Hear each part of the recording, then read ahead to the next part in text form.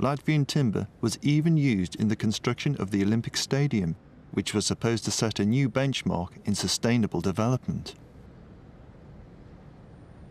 The speed of using it is far beyond any sustainable use. So I would compare this, if you want to run a marathon, you need to run a marathon in a proper speed. But if you take it as 100 meters sprint, you will die.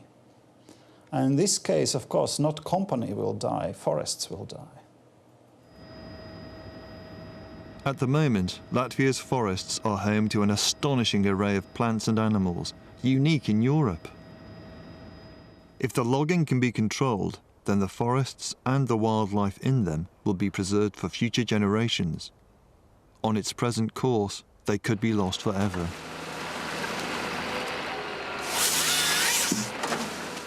We asked the 3 UK home improvement retailers mentioned in our film, Homebase, B&Q and Travis Perkins, to respond to some of the issues it raised. B&Q and Homebase declined to comment. Travis Perkins gave us a statement. The company said that it buys Latvian timber in good faith from LVM, among other suppliers, but that the wood currently going through its sawmills came from logs stockpiled before LVM's suspension from the FSC. The company agreed that the situation in Latvia was far from satisfactory, but pointed out that LVM was now seeking recertification. It added, Travis Perkins risk assesses all its timber buying activity. In this case, we take the view that the medium-term prospects for forestry management in Latvia are good and are better served by our continued interest in buying certified product from the country. That's it for this edition of People in Power. If you'd like to comment on this episode or any other matter, we'd love to hear from you on aljazeera.net/English. Until next time, bye-bye.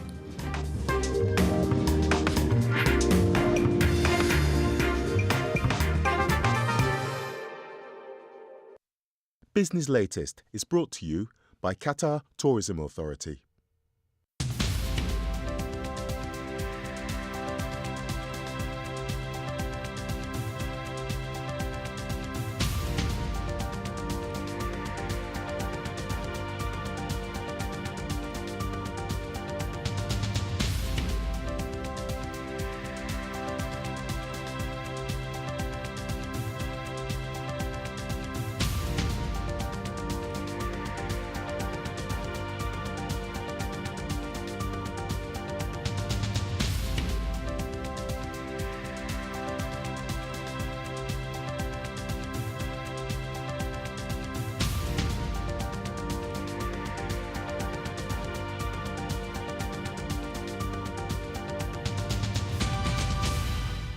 Business Latest is brought to you by Qatar Tourism Authority. A popular uprising that shook the country to its core. A defiant president under siege from his people. As the protesters took charge of the streets, we look back at the events that are changing Egypt. I will stay on the air if I can until the police come. In a special program, Al Jazeera gives you a day-by-day account from those that witnessed them firsthand. Egypt burning, at this time on Al Jazeera. As China undergoes profound changes, competition for jobs becomes a struggle to survive. 2 graduates fresh out of college seek employment in a city of 8 million people. Now entering the real world, the graduates become increasingly desperate and begin to question their college-trained talents. It's a time of hope and frustration for the workforce of the future. Faces of China at this time on Al Jazeera. Personal blogs by professional journalists. blogs.aljazeera.net.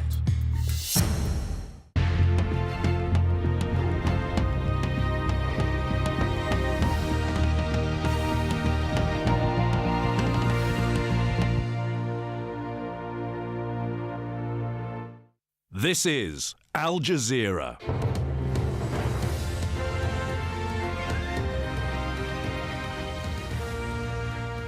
Hello there, welcome to the News Hour live from Doha. I'm Shuli Ghosh with Al Jazeera's special coverage of the crisis in Egypt.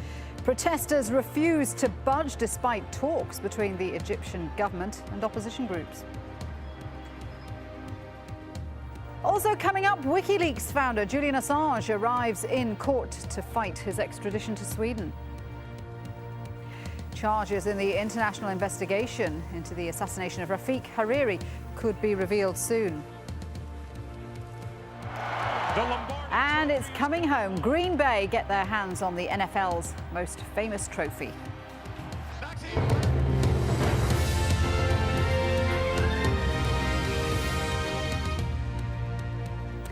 The Muslim Brotherhood has told Al Jazeera it's reviewing its decision to take part in talks with the Egyptian government. On Sunday, the group joined other opposition representatives to sit down with the country's vice president for the first time. But pro-democracy protesters camped out in Liberation Square appear unimpressed. These are live pictures coming out of Cairo.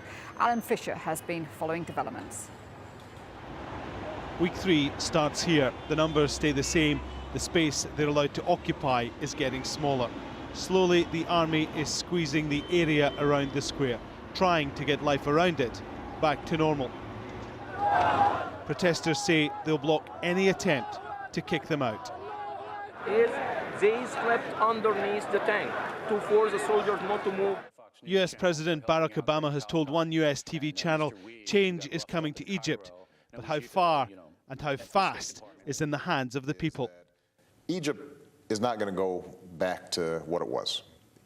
The Egyptian people want freedom, they want free and fair elections, they want a representative government, they want a responsive government. And so what we've said is, you have to start a transition now. Mubarak's already decided he's not running for re-election again. His term is up this year.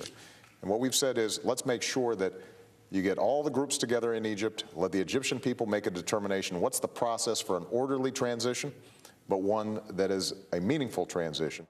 The Muslim Brotherhood, banned for decades but still Egypt's largest opposition group, took its demands to Vice President Omar Suleiman.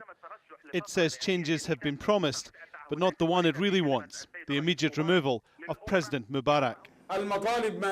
No positive response was given to most of the demands. Only some cosmetic rather than substantial demands were accepted. The concern for the anti-government camp is the air is being sucked out of these protests, momentum is being lost. They say they're staying, but for the moment, so is the man they desperately want out. Alan Fisher, Al Jazeera. And Hoda Hamid joins me now from Cairo. Hoda, outside the square, banks, businesses are reopening, but inside the square, it's turning into a kind of tent city. Absolutely. The amount of tents that are now on the square, and the camera will shortly pan for you, has, I would say, tripled since yesterday. Now, in the center of the square, you have the original pro-democracy protesters who kicked all of this off. And then you have on the sides, I hope you can see it on the camera, on the periphery of the square, an amount of tents that have been put up. Now, those tents are a mixture of ordinary people who have decided to come and give support to the pro-democracy protesters, but there are also other groups. There's the Muslim Brotherhood youth groups. They're also here on the square. They're certainly not taking the lead. They're actually, according to the pro-democracy protesters, helping them in several things. So it really has become now a sort of melting pot of all sorts of Egyptians who have decided to pour here to give their support. And we've seen opposition groups, including the Muslim Brotherhood, speaking to the government, but there are constitutional problems with the demand that Mubarak steps down now. Are protesters divided about the best way forward now? IFB went. And I apologise, we've lost Hoda there. The line dropped out just as I was speaking to her, but as you can see, she was describing the scenes in Liberation Square, where there are people there who fully intend to stay for the long haul because, as she was saying, lots and lots of tents sprouting up, which suggests that people are going to stay there certainly overnight and for the foreseeable future. All right, let's get some other news now. We will return to Egypt a little later on. WikiLeaks founder Julian Assange is appearing in a UK court again on Monday. A judge is expected to rule on whether he should be extradited to Sweden. Well, Lawrence Lee is there too. Lawrence, first of all, most extraordinary thing, Assange's entire defence has been published online. Just a minute or two ago, I think very much in keeping with what Julian Assange is all about, publishing anything, particularly if he feels that the public have the right to know about it. In general terms, what his defence are saying is that they're questioning the validity of the Swedish prosecutors to execute, since he hasn't actually been formally charged with any criminal offence, and they're asking